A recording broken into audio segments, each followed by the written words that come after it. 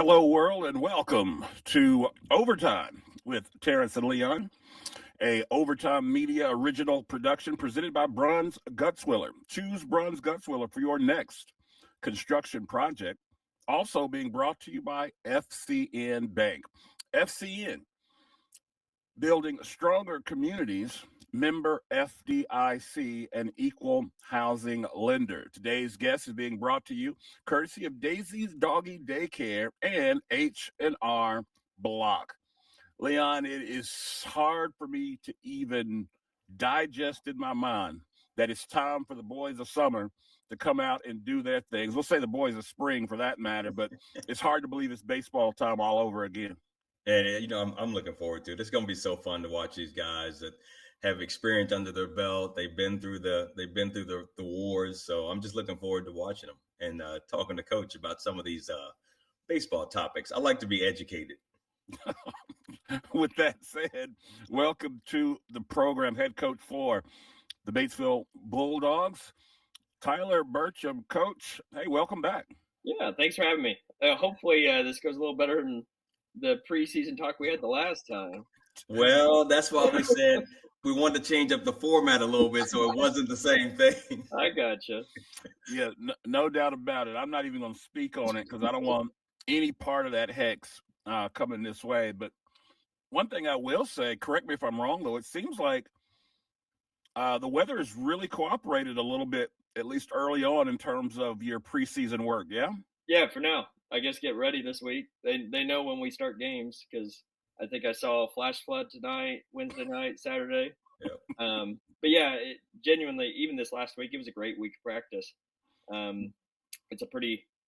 It's tough, not to say that this would ever happen. I almost wish that baseball could be played in the fall because in Indiana, our fall weather is beautiful. Yeah. Right. And then we wait until the worst weather of the year to try to do all our outdoor sports. But no, it has been, and it's been good. We've gotten a lot of good work here these last few weeks. Coach, what's the difference been with having your own home field, official home field, versus what it's been in the past? Has it been a positive thing, or has it been more difficult? Yeah, it comes with a little extra challenges of you're in control of a lot more, but that doesn't always mean less headaches, right? Like that can add some extra headaches of trying to get everything right now, especially with a new facility. There's just a lot of moving parts, but being in constant communication with our AD Brian Helvey has been key, and just trying to make sure that we're all on the same page of what needs to be done by game one. Probably the biggest benefactor that I wasn't sure how it would work is now we all practice together. Before this, our varsity used to split, and we would go to Liberty Park, and our younger guys used to always play on campus. And so once we got going, we really never saw each other practice games because we played at the same time. So after you made team selection, you rarely saw each other. So it was really kind of hard to create that program. And now it kind of forces our hand to be a bit more creative. Now, it's not easy on my end, practice planning for 30 guys on one field. But I think we're already seeing some of the benefits because it makes those younger guys mature quick. How have the players responded to the new facility? Typical, like at first, I think a lot of with anything new, you're just like, oh, this wasn't as nice, or this wasn't as nice. And then as you take a deep breath, change is always, you always have that first little scare. And then once you settle down, you're like, okay, like this is really nice. And even as the guys are playing on it, even our pitchers pitching on the new mound, it's like, okay, this is pretty cool. And you're starting to see some ownership, even just cleaning up the field, taking the extra time to make sure that the field is done right. Hey, Coach, I do have to ask you, what are the odds, and who are the bet makers of who can send the ball out on 74 first? You're gonna get me in trouble. If he knows there's a bounty out there for that, if somebody's got the pop to do it, it'd be Geisel. You know what I'm gonna do, Coach? When the guys get on here, I'm gonna put up $100 bet for the Oh, first down God. he hits. Oh Lord. Yeah, Jiza would do that too. You're gonna mess up his swing. He's gonna be popping up everything. No, our only other one that's probably strong enough would be Dudley, but he's left-handed, so that would be quite the backside bomb if he hit it Yeah. over there. While we're talking about this facility, Coach, go ahead and give us a peek behind the velvet rope, if you would. Talk to us about some of the upgrades, some of the features that you really like about the new digs. Yeah, so for the first time, even just having a gate, like being able to have people pay to come in, we've never had a gate. Not to say, like, obviously, I don't want to make it excessive, make everybody, but when we play at a public park, I mean, we from a fund standpoint, we get nothing. I mean, we pay to use that facility. We get a cut from the concessions, but from that point, that's pretty good for our athletic department. But you have this nice grand entrance. You can walk back. You get to see the softball field. I think that's a cool part for some families that have different family members playing at the same time with track and softball. You have that aspect, and then at the facility now we have two batting cages that we split with softball. What most schools don't know, especially at a school our size, is we've never had batting cages at our field. Oh, So wow. from a high school varsity standpoint, we would have to drive over to the Plex to use batting cages if we wanted to use batting cages. But Liberty Park did not have batting cages. So Yeah. when you're talking about from a practice and rep standpoint, I mean, exponentially better to have those turf batting cages. We now have, actual bullpens. We were throwing off of kind of turfed up wooden mounds off the side if we ever need to throw. So there's a lot of things, but the surface itself, it truly is amazing. They kept talking about how the dirt is a lot different than what we're used to, because I brought up brick dust, and they're like, no, this is better than brick dust. And Yeah. when you're out there, I mean, it'll rain a ton, and the surface is just solid as can be. Mm. Same thing with the mound. So we being able to take care of some of those things ourselves is nice, just because you can kind of make it as you want. So we'll see. Like I said, there's still a lot of moving parts. We actually, with the help of donation, we got our own kind of batting cage turtle. So we bought that as well. And we bought a couple pitching machines. So we're trying to invest in these kids as much as we can. Okay, so the batting cage turtle, that's what's behind the plate when you guys are taking BP. Yep. Yeah. So we never had that. I'm learning. Yeah, you're on it. So I used to have to designate either a group or those that would be on deck just chasing foul balls, because when we were at Liberty Park, I mean, they were flying everywhere, and we got kids running around. All of a sudden you start losing baseballs. Yeah. So we would have to designate kids in practice just to get foul balls. Wow. So there's another thing that, just from an efficiency standpoint, you start adding that up over the course of a year, adds up quick. Yeah. So something else I heard you say that I thought was interesting. You talked about having to split the teams, right? Split your talent, send the older guys to Liberty Park, and the younger guys stay behind. So I would imagine in that old setup, it'd be difficult, or I'd assume you rarely ever brought somebody up mid-season, right? Yeah, you had to have a lot of reliance on the JV coach to basically say, hey, this kid's really showing out and whatnot. And that was the hardest part. So in baseball, if most people don't know the landscape, we play our conference games every Monday, Thursday, one home, one away. But our varsity and our JV play at the exact same time as the varsity. Like, they play at the exact same time. They both play at 5:30. So we travel together and play at the exact same time. So we never see them play. And at that point, we never got to see them practice. And so it was almost, you're just like, well, they're hitting 480 on JV. Do we give them a chance here? And you have to make the decision before the game starts. That's what's unique. Like in basketball, you give them a couple quarters and, they're playing well, you can reward them. In baseball, you actually, they cannot come play for you until their JV game is over, and then they can run over to your field and join your game. Oh, wow. If they are in the middle of the game, it doesn't matter. So Lawrenceburg actually played with 8 players at one point a year or so ago because they had injuries, and they could not get their 9th player until the JV game was over. And then that kid, you see him sprinting in the parking lot, trying to get over because we just had to share players. Sure. And especially with underclassmen, it's hard because you don't want a kid just sitting on the bench when they could be playing in a JV game. But you never know what the game's going to ask for. So that part's it's difficult. It really is. Are there going to be a lot of instances though where baseball and softball will be going on at the same time? I haven't cross-referenced that. I know it's a little bit worried just in case like we would hit foul balls towards there.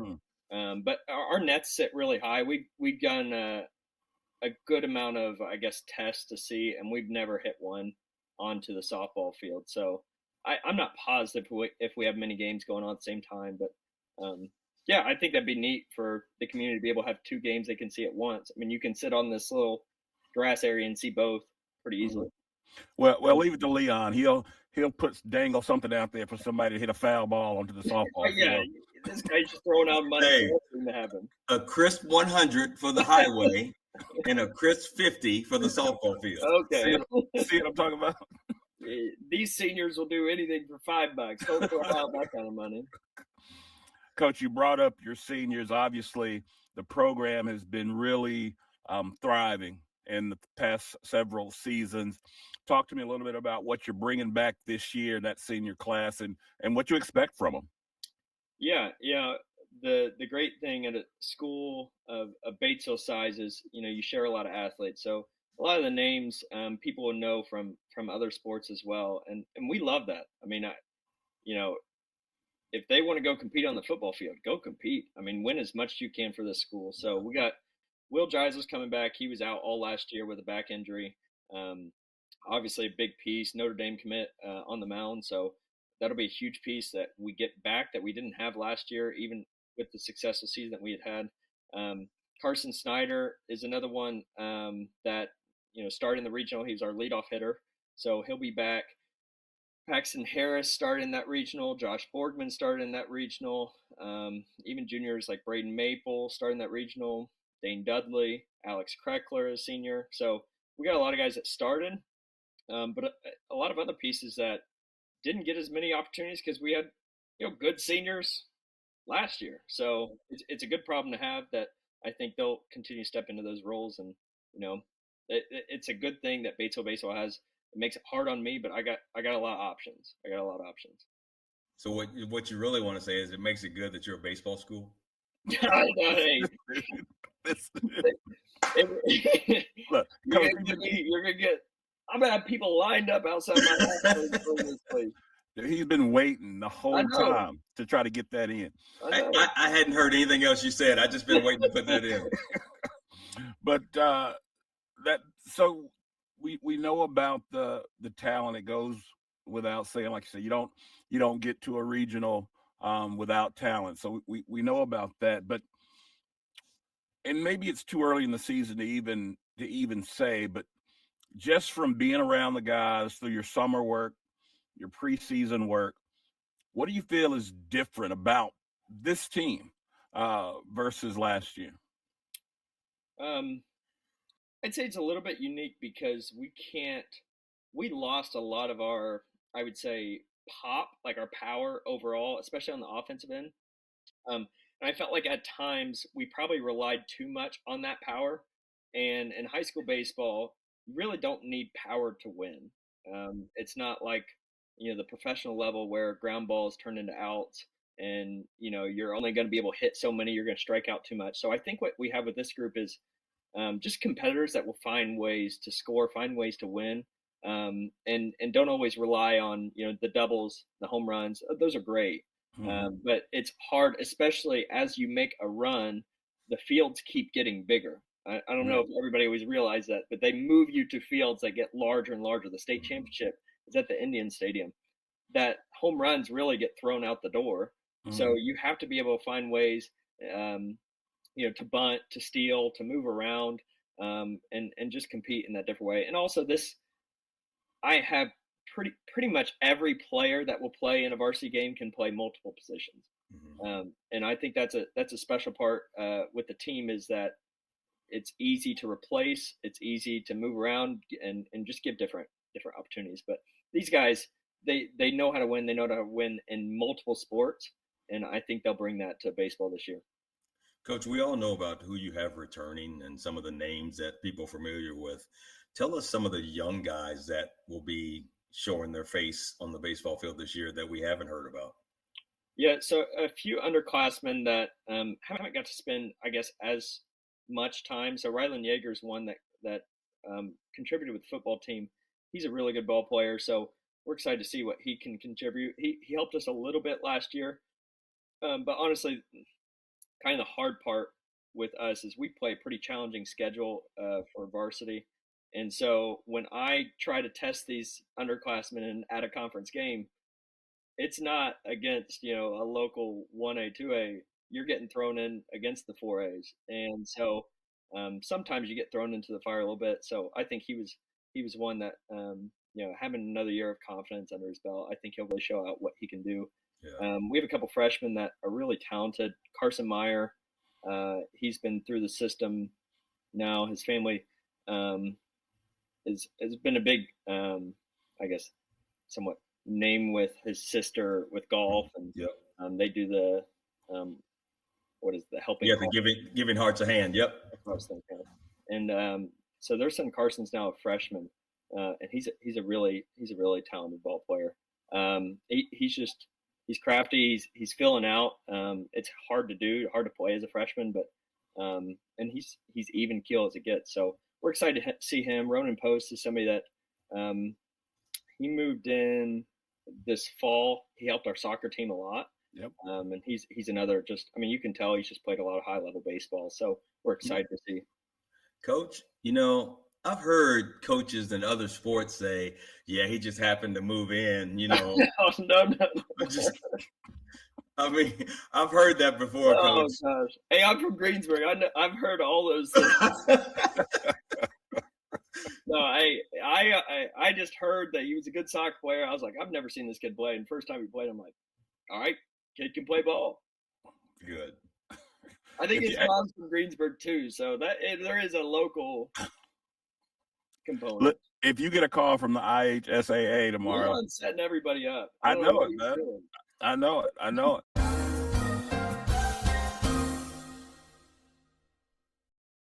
Bruns Guts Willer is the right choice for your next construction project. We strive to deliver unparalleled service to our clients by focusing on craftsmanship and quality. Our core values of integrity, professionalism, and fair pricing all but ensures our clients receive the best possible experience.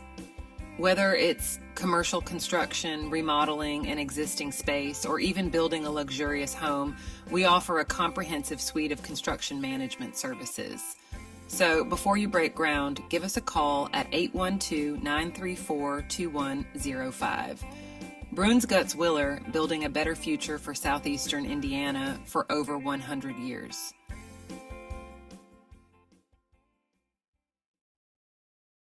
All right, guys, that's a wrap. Great show, Coach. Hey, before you go, I got tickets for the game this weekend. Tomorrow? Tomorrow, man. Oh, man.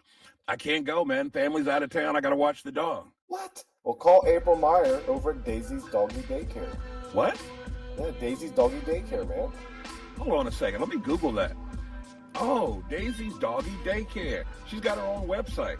Matter of fact, here's the phone number. I want to call them at 812-932-7877. Why do you like it so much? Oh, man, she was awesome. She's personable. She's going to take care of you, communicate with you while your dog's there. She's even got a YouTube channel, and you can check out the dog. That's legit. But what if they're closed up here in Batesville? Hey, she's got one in Greensburg, too, man. Oh, snap. All right, let's make it happen. Daisy's Doggy Daycare in Batesville and Greensburg. You know, Leon, one of the things that I like most about working and living in Batesville, it's the community.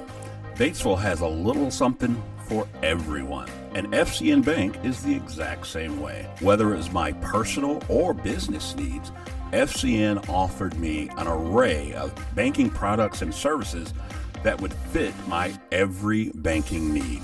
Don't take my word for it. You should check it out yourself at www.fcnbank.com. FCN Bank, building stronger communities. Member FDIC. It's tax season, and your neighborhood H&R Block is here to get your taxes squared away. Just walk in or make an appointment and get 100% accuracy and your max refund or your money back. So file with confidence, knowing you have expert local help when and where you need it. All year long at H&R Block. All tax situations are different. Not everyone gets a refund. Limitations apply. See hrblock.com/guarantees. Call 812-934-4626 to speak with a tax professional.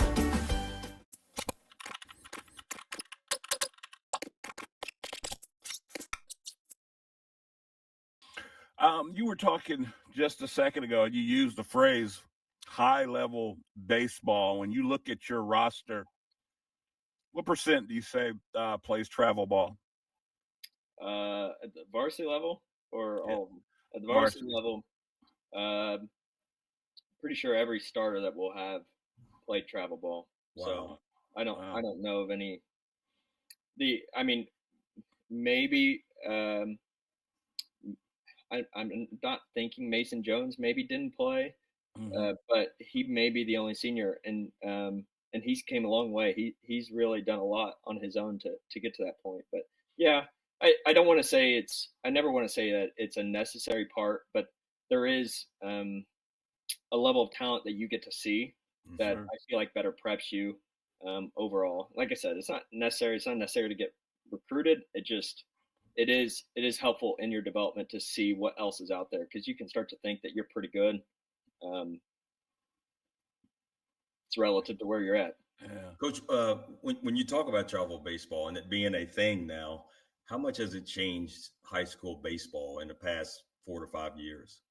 Yeah, it seems to have changed a good amount. I'd say the biggest impact is probably like the lower level travel ball really isn't much different than rec ball, to be honest Yeah. with you. That seems to be the level of play overall is just maybe a little more advanced than rec ball, but the high up travel ball, I mean it is no joke, and you can feel when those guys have competed against those high level players, because when we get in those big moments, I mean, they're like, man, I played in, I'm not scared. And there's Right. that feeling, that comfort of I've seen more. It's not that big of a deal.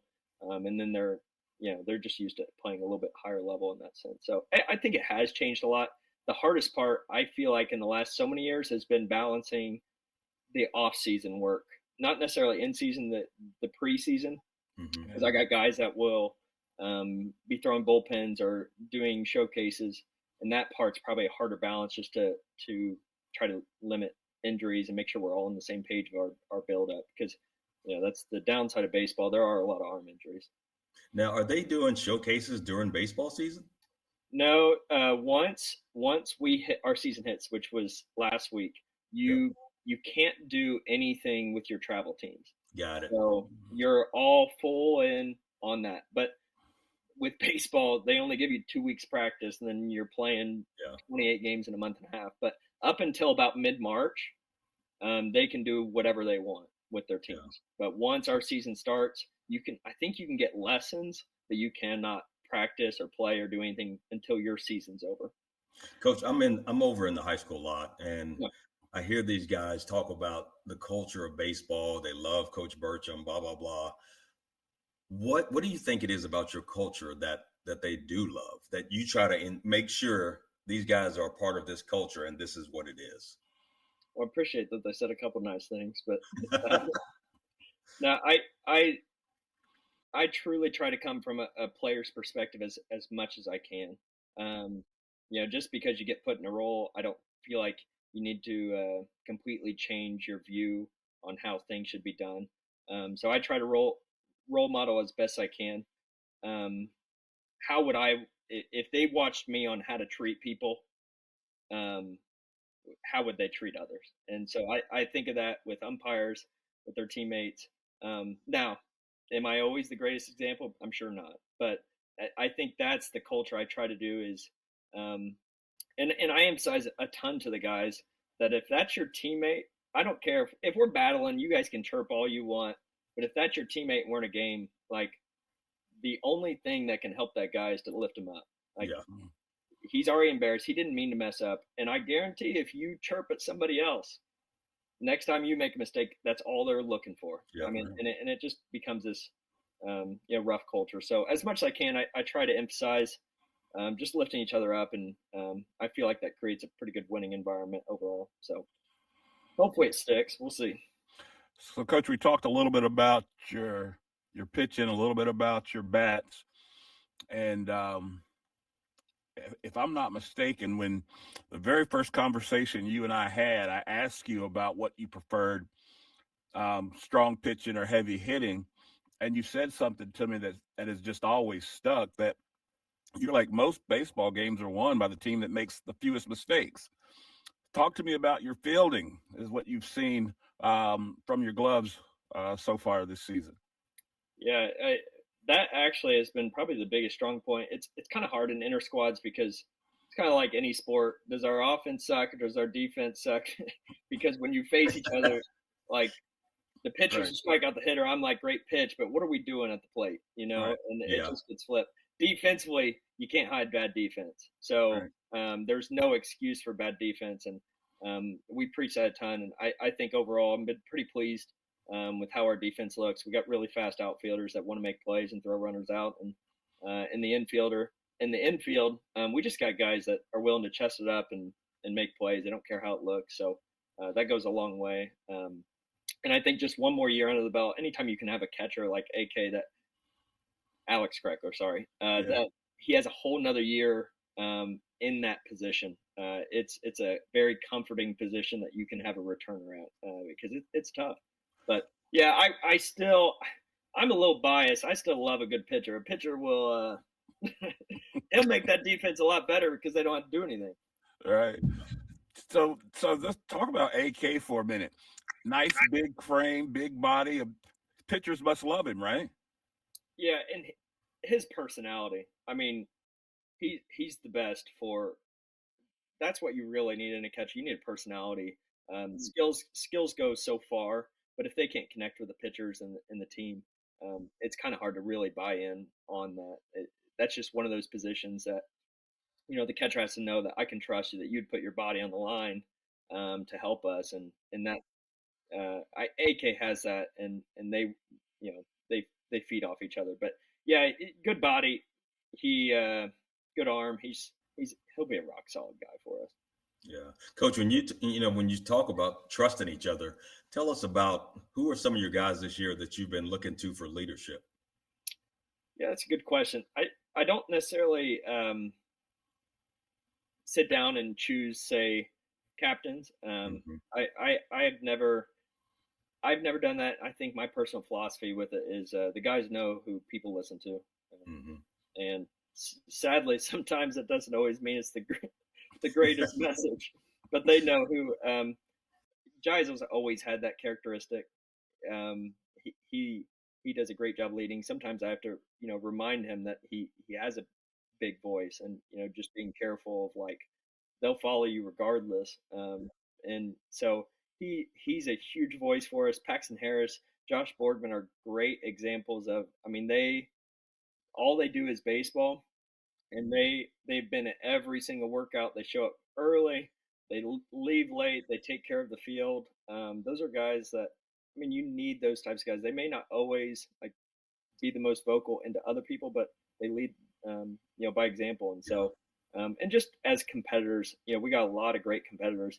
I always love, it reminds me of myself a lot, Braden Maple, and how he competes, because in practice he'll start running his mouth, and I love it. I love it because there's nothing that brings a practice some energy than somebody saying, I am better than all of you. And Hold on, wait. You're telling me Mape is the biggest trash talker? Whoa, yeah. Come on. But he thinks he's something special with that. Yes. No, he will definitely run his mouth. And I always do. I do winner picks punishment. So if we run a drill, I say winner picks punishment. Right. He'll kill him. He'll kill him. Everybody else, like, I'll take it easy, 5 push-ups, 5 push-ups. No. He'll run out 20 burpees, pulls. He's a villain. He loves to be the villain. I would have never guessed. Get into a practice, he'll run his mouth quick. That's awesome. Now, does he talk trash to other teams? No. I mean, the only part, and this happened when he was a freshman on JV. Our JV coach benched him, maybe DH'd for him, and said, "Hey, you haven't been hitting well. We're going to DH for you." Well, he gets. I mean, he's one of those like, because he'll listen to you. Great coachable kid, but he'll get all built up. So, anyways, we start winning. So he's like, you know what? I'll give you a couple bats. Boom, home run. Boom, I mean, just starts lighting this place up, and he's just sitting there like, bench me again, bench me. Like that is Maple. I mean, he will. And first game I put him in varsity. I don't play him. Geisel gets hurt. Put him in first at bat. Puts it off the wall, and he's just sitting there like I mean, that's what he loves. That's awesome. That is great. Well, Coach, listen, man, I think I told you when we spoke earlier, I'm excited for this season. Yeah.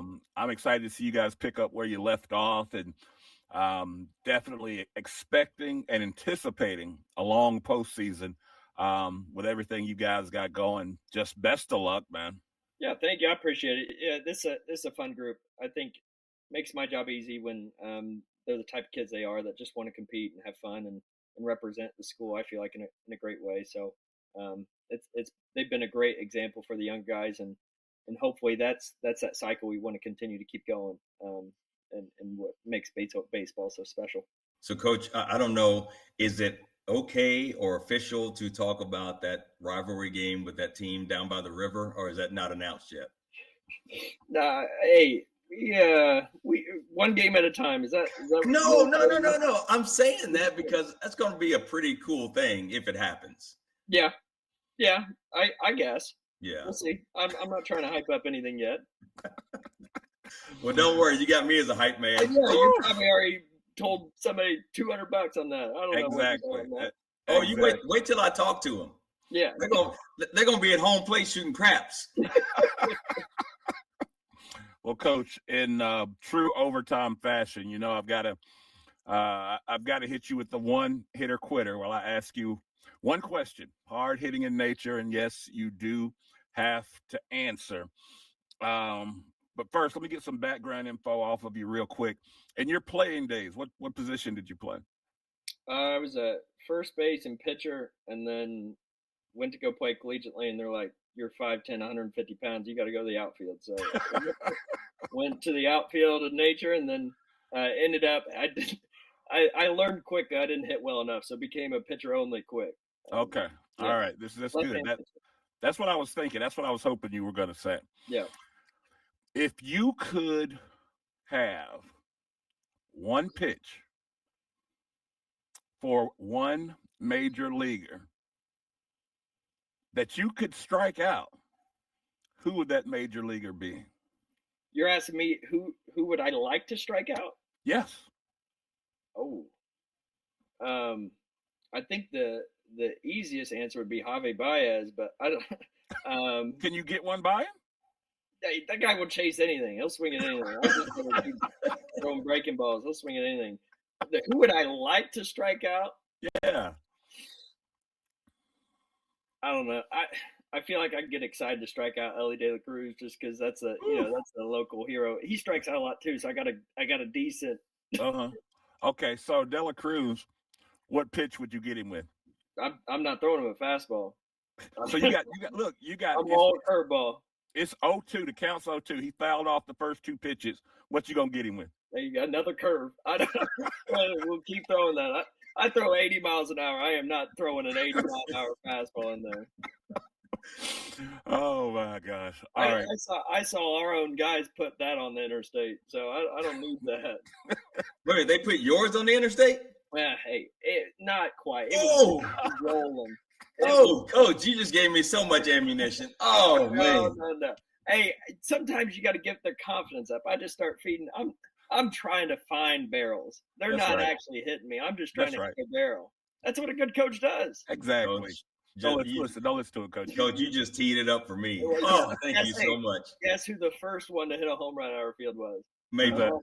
Maple. Yeah. Oh, yeah. Of course it was. Yeah, of course. Well, Coach, again, this has been fun, man. Excited to see what you guys do this season. And like I said, best of luck. Thank you. I appreciate it. Thanks for having me. Thanks, Coach.